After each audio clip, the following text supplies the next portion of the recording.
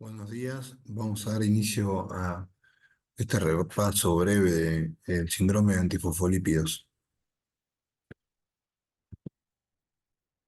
Como objetivos, lo primero que vamos a hacer va a ser definir, como siempre, ¿no?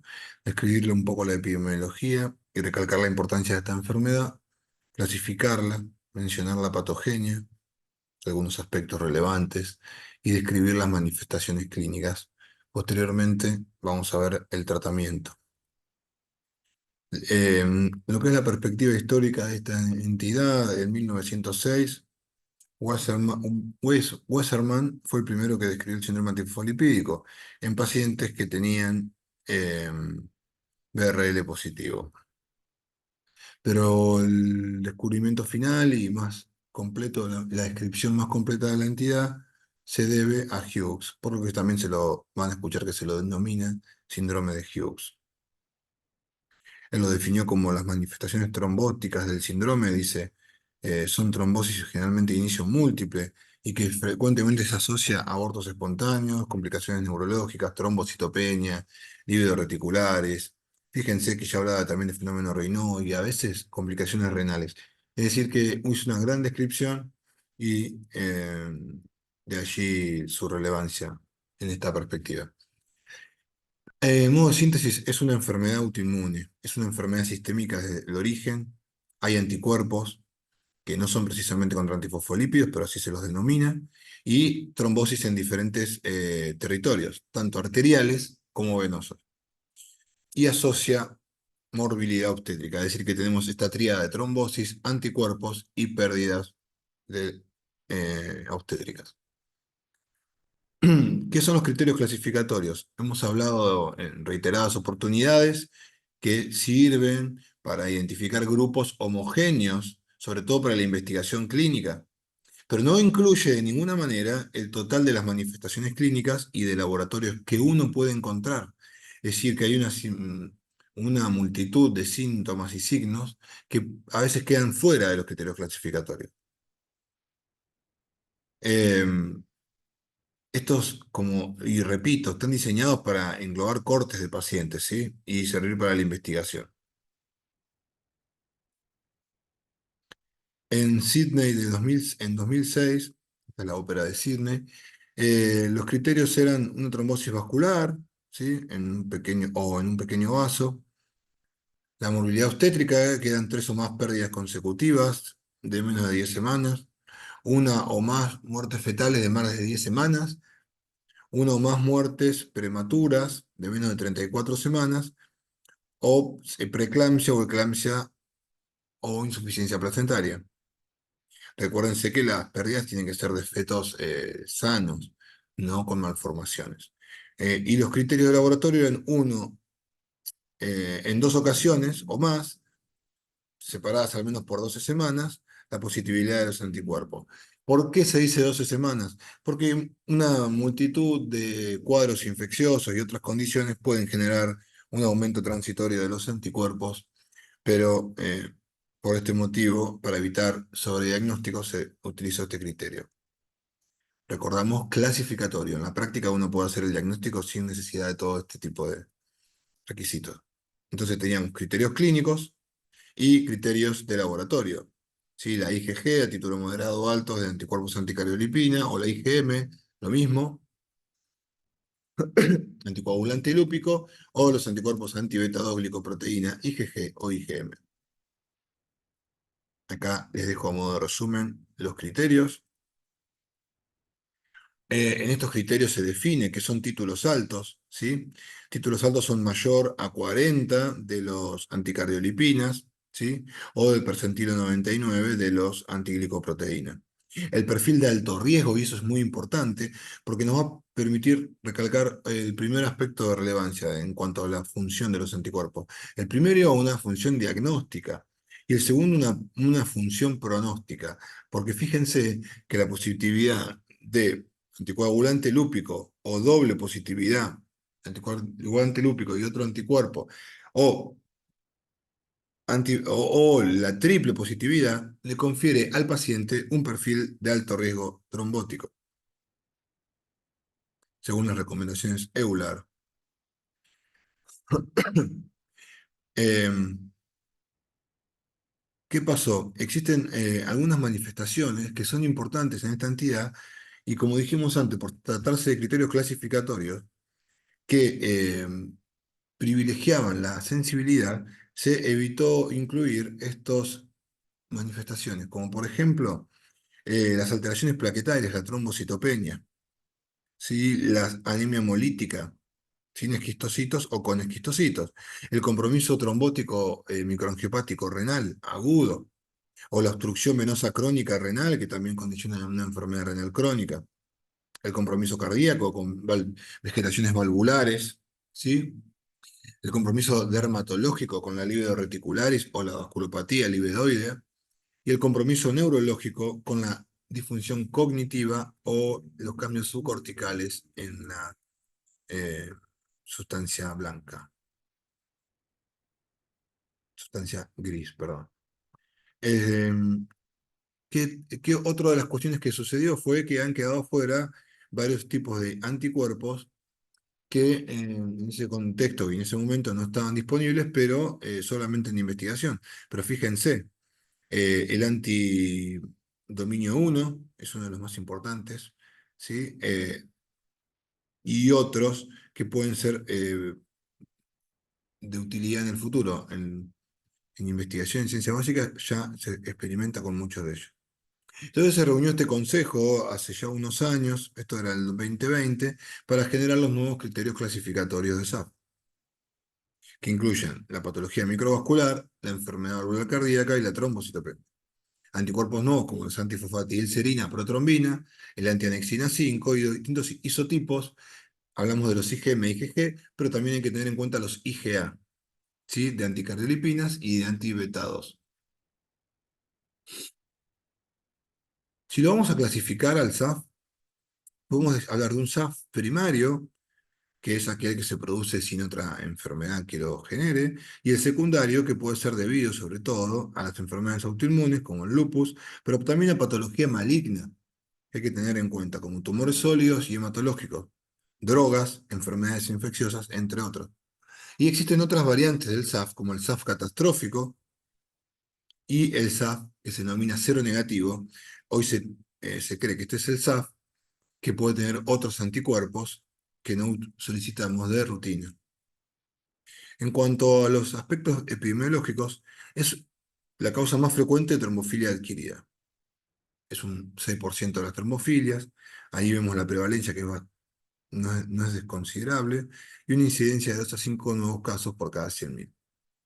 Fíjense esto que el 5% de donantes que no tienen manifestaciones trombóticas pueden tener anticuerpos antifosfolipídicos de manera transitoria muchas de las veces, y esto puso de relevancia la importancia de lo que se denomina un segundo hit para generar el síndrome antifosfolipídico.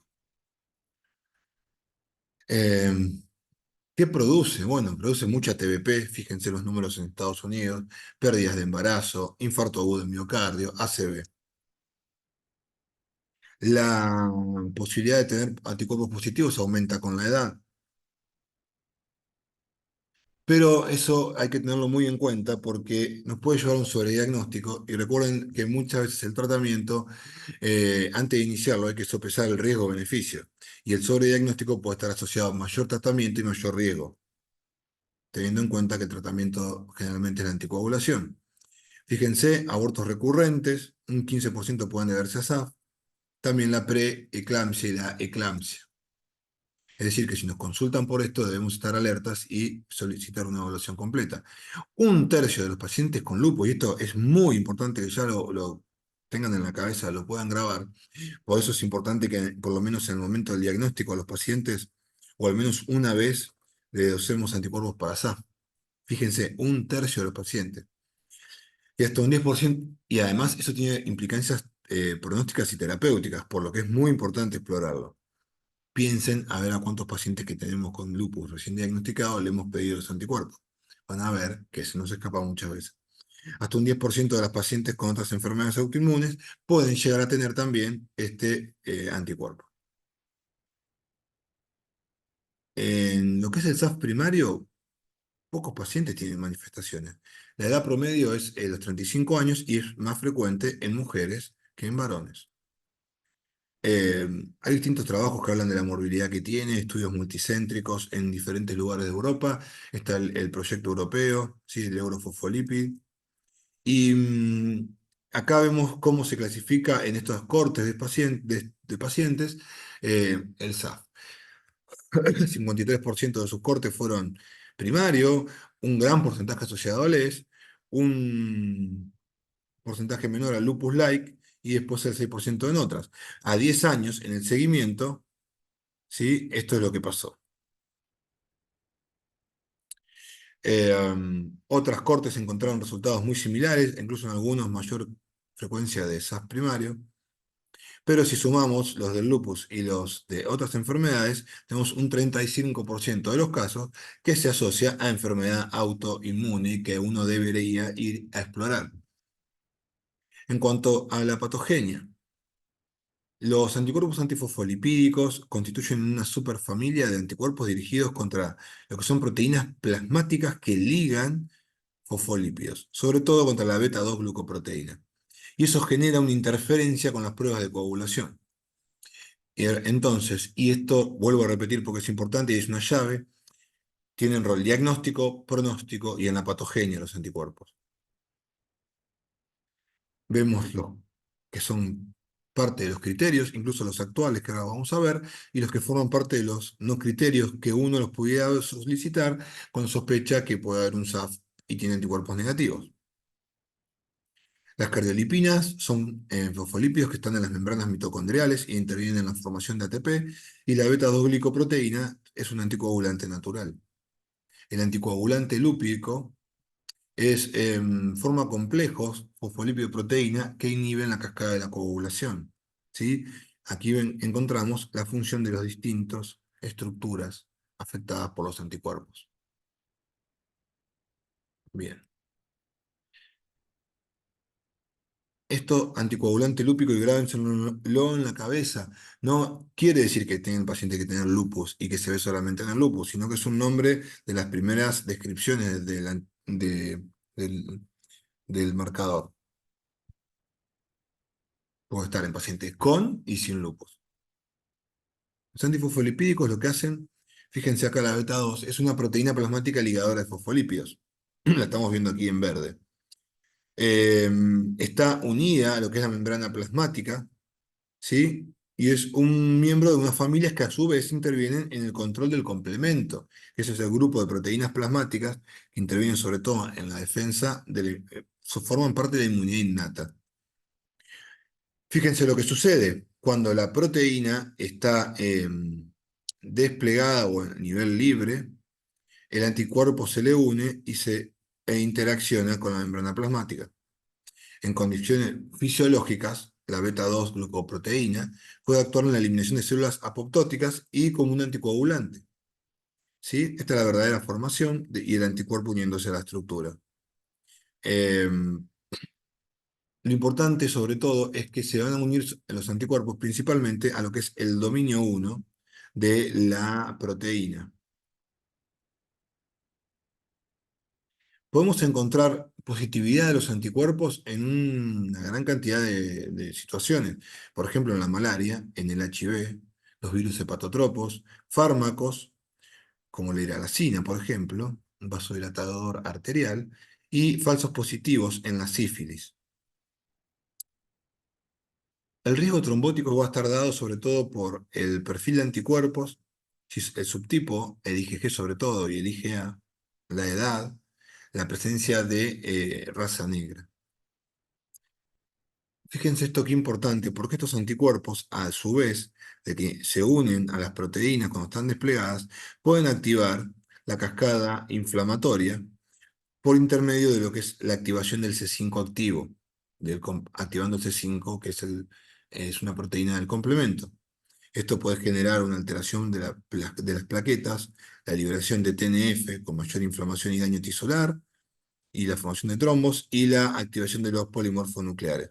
Aumentar la molécula de adhesión celular y generar varias señales intranucleares que generan un estado protrombótico. Este artículo es muy lindo, creo que lo hemos leído, sí que describe en pasos lo que es la patogenia de la enfermedad. Hay un inicio donde los anticuerpos son producidos por las células B en sujetos predispuestos genéticamente, ¿sí? Estos anticuerpos, recordemos que se van a unir a la forma desplegada de la beta 2 GPI, sobre todo, ¿no? Y sobre todo al dominio 1. Esta proteína que se va a terminar uniendo al endotelio y generando lo que vimos anteriormente. Hay una activación de células inflamatorias, se genera y se promueve un proceso de netosis, que es la extrusión de la cromatina por parte de los neutrófilos con la exposición de algunas proteínas nucleares que pueden exacerbar el fenómeno autoinmune. Aumenta la actividad del complemento, aumenta la S-lectina, que aumenta la adhesión celular, y aumentan los factores de crecimiento del endotelio vascular. En un segundo paso se promueve la coagulación, aumenta la expresión de la beta-glicoproteína, disminuye la proteína C y la fibrinólisis. Y esto puede interferir con los trofoblastos y las células de la decidua placentaria, generando morbilidad eh, en embarazadas, trombosis y lo que es una vasculopatía. Entonces, hay individuos susceptibles, pero no alcanza con eso, sino que se requiere un segundo hit, que este puede ser la edad, la presencia de hipertensión, diabetes, la obesidad, el fumar, los embarazos, la cirugía y en algunos casos la inmovilización. Se los voy a dejar para que lo puedan ver en concreto, pero tengan en cuenta todos estos generadores del segundo hit, ¿sí? Factores de riesgo cardiovascular tradicionales que aumentan el riesgo y infecciones, inflamación, trauma y medicamentos, que son el segundo hit. Los factores de riesgo son similares a los de cualquier evento trombótico, pero hay factores hereditarios y adquiridos, ¿sí? Entre los que prima la inmovilización, la edad, las cirugías mayores, el embarazo y ciertos fármacos como los anticoagulantes, los anticonceptivos orales, el tamoxifeno y un estado que es la obesidad. Fíjense, los cateterismos, hay una sinfín de factores de riesgo que son importantes y son los mismos que se tienen en otras patologías.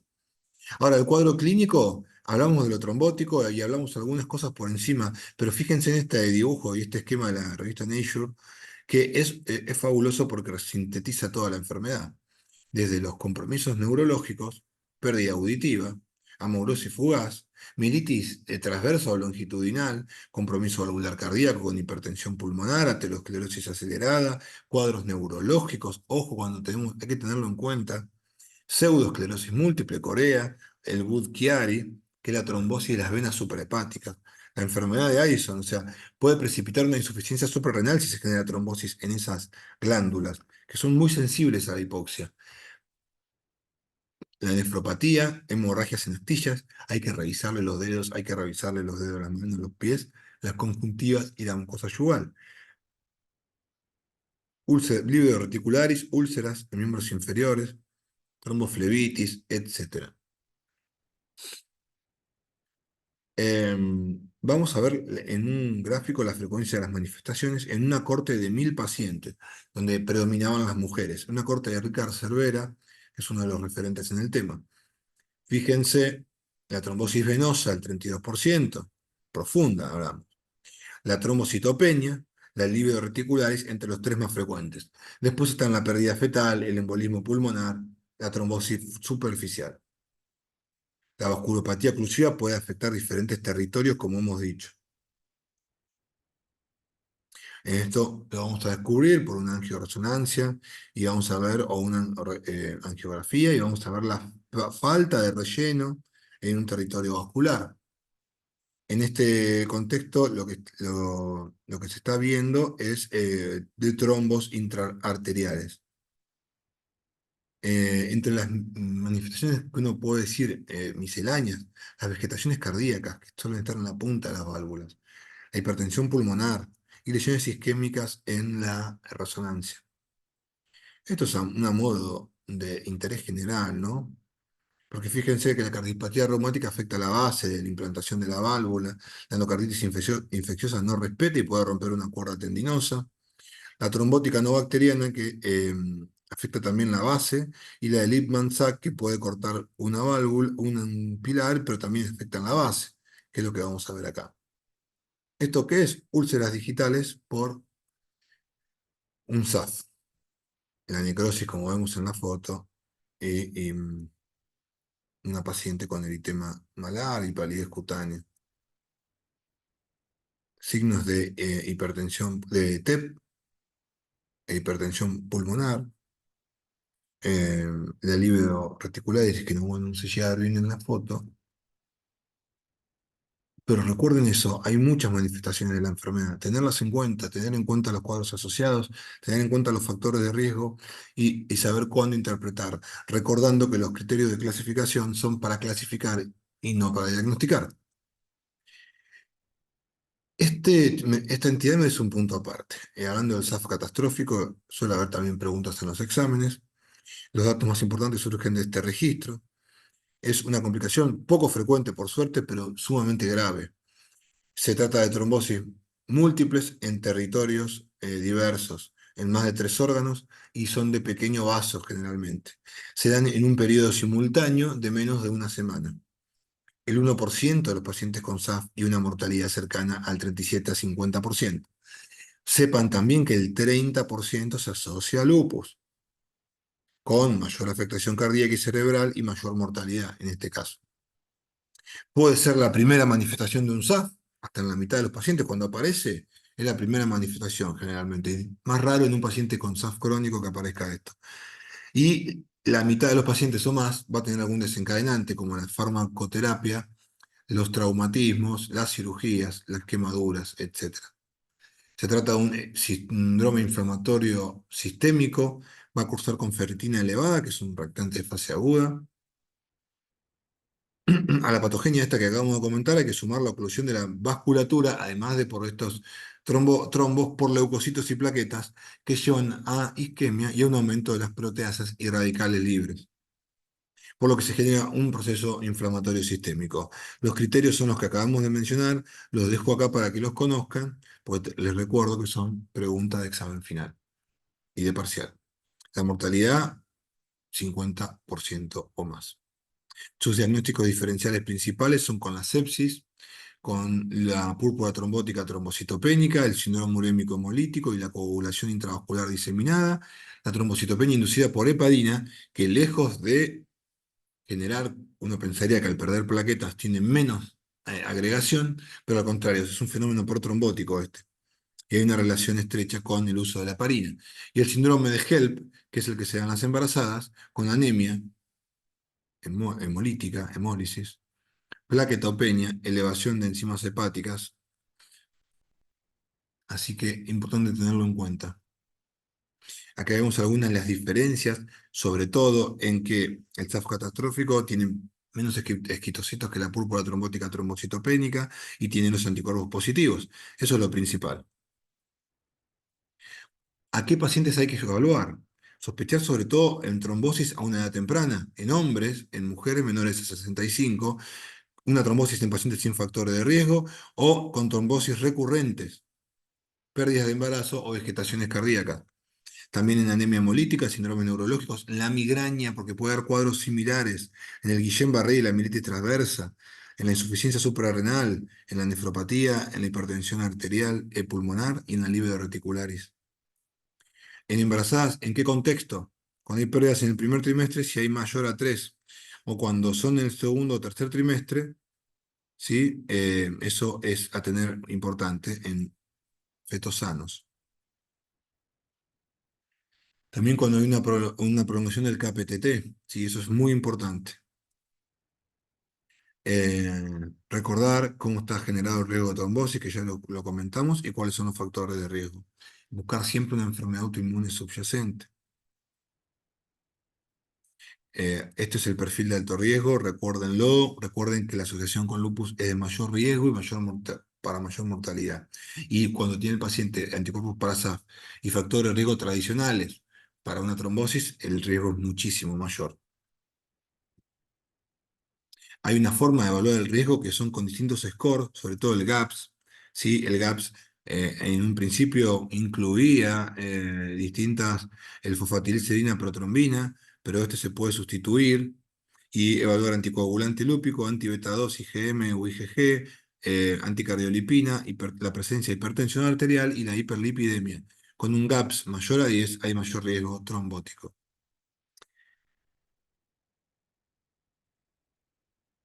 Bien, lo usamos poco en la práctica, pero es importante tenerlo en cuenta. Los diagnósticos diferenciales siempre hay que tenerlos en cuenta.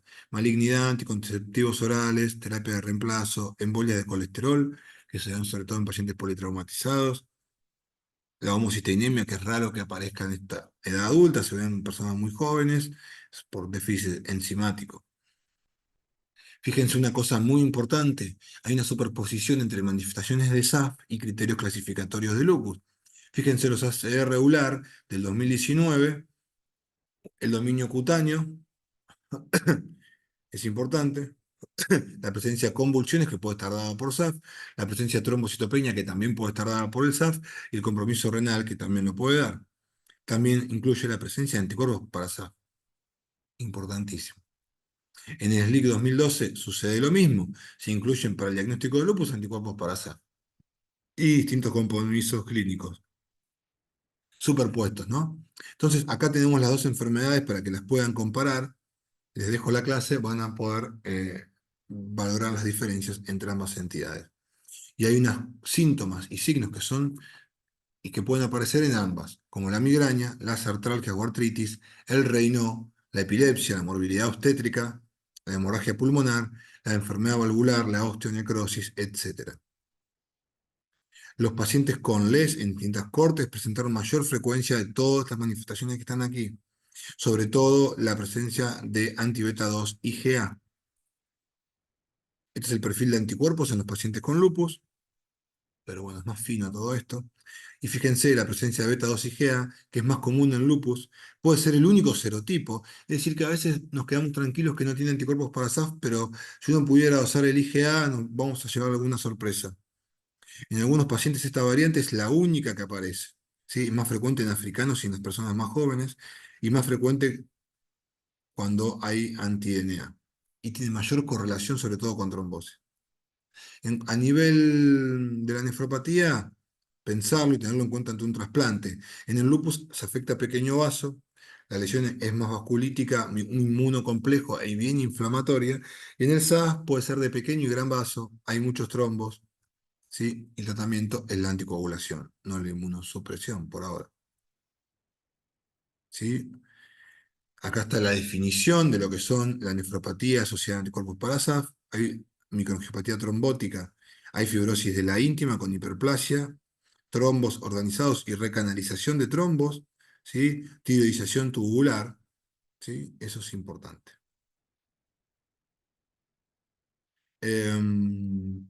De vuelta a los factores de riesgo para que los tengan en cuenta en la trombosis, ¿sí? Más trombosis y más riesgo en los pacientes con lupus. Este es un estudio que evaluó factores obstétricos. Lo dejo para que lo vean. Y este es el trabajo que presentamos en el Congreso ICAPA del 2022, que era la frecuencia de diagnóstico, la presencia de anticuerpos antifosfolípidos en pacientes recién diagnosticados de lupus. Y fíjense que lo que nos encontramos, que de un total de 1052 pacientes con artralgias, el 74% fueron mujeres y el 53%, esta era la media de edad. El promedio de retraso diagnóstico fue de 38 meses y el 60% de estos pacientes que tenían eh, anticuerpos tenían otras comorbilidades, ¿sí? La manifestación más frecuente que encontramos fue el ACV. Esto es la síntesis global de lo que es la enfermedad.